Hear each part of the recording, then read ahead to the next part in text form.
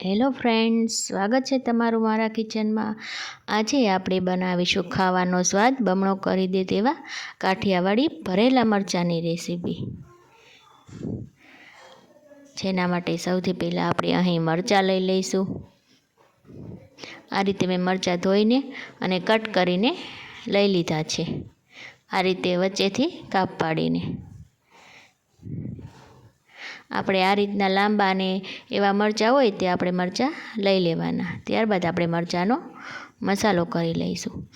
અહીં મેં 1.5 વાટકી જેટલો ચણાનો લોટ લઈ લીધો છે। નાની વાટકી છે એટલે મેં 1.5 વાટકી લીધો છે। થોડો આપણે અજમો ઉમેરી દઈશું, થોડી ખાંડ, થોડી હળદર ઉમેરી દઈશું, સ્વાદ પ્રમાણે મીઠું ઉમેરી દઈશું અને ખટાશ માટે આપણે લીંબુ ઉમેરી દઈશું। ત્યારબાદ આપણે થોડું તેમાં તેલ ઉમેરી દઈશું અને આપણે મસાલો સરસ એવો આપણે તૈયાર કરી લઈશું। આ રીતનો આપણે મસાલો તૈયાર કરી લઈશું। ત્યારબાદ આપણે મરચાંને આપણે ભરી લઈશું। આ રીતે થોડો દબાવી આપણે મસાલો તેમાં ભરી લઈશું।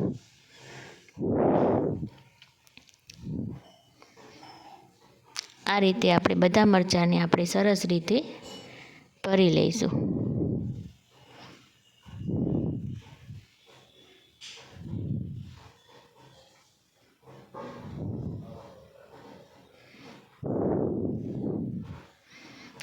હવે આપણા બધા મરચાં પણ સરસ રીતે ભરાઈ ગયા છે।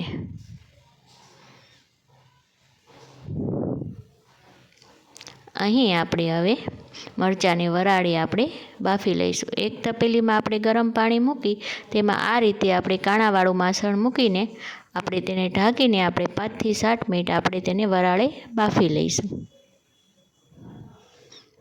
આ રીતે 5 થી 7 મિનિટ થાય પછી આપણે ટૂથપીકથી તેને ચેક કરી લઈશું। મરચાં પણ આપણા સરસ રીતે બફાઈ ગયા છે અને અંદરનો લોટ પણ આપણો કાચો નથી લાગ્યો। હવે આપણે અહીં મરચાંને વઘારી લઈશું। વઘારમાં આપણે તેલ ગરમ મૂકી થોડી આપણે તેમાં રાઈ જીરું ઉમેરી આપણે હિંગ ઉમેરી દઈશું। ત્યારબાદ આપણે તેમાં મરચાં ઉમેરી દઈશું।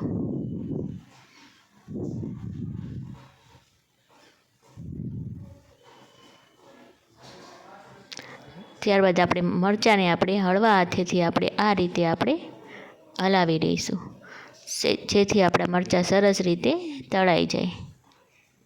ત્યારબાદ આપણે ગેસ બંધ કરી થોડી વાર ઠંડા થાય ત્યારબાદ આપણે તેમાં લાલ મરચું પાવડર ઉમેરી દઈશું અને તેને પણ આપણે સરસ રીતે મિક્સ કરી દઈશું। લાલ મરચું પાવડર ઉમેરવાથી મરચાંનો કલર અને ટેક્સચર પણ સારું લાગે છે। તો હવે આપણા મરચાં સરસ રીતે તૈયાર થઈ ગયા છે।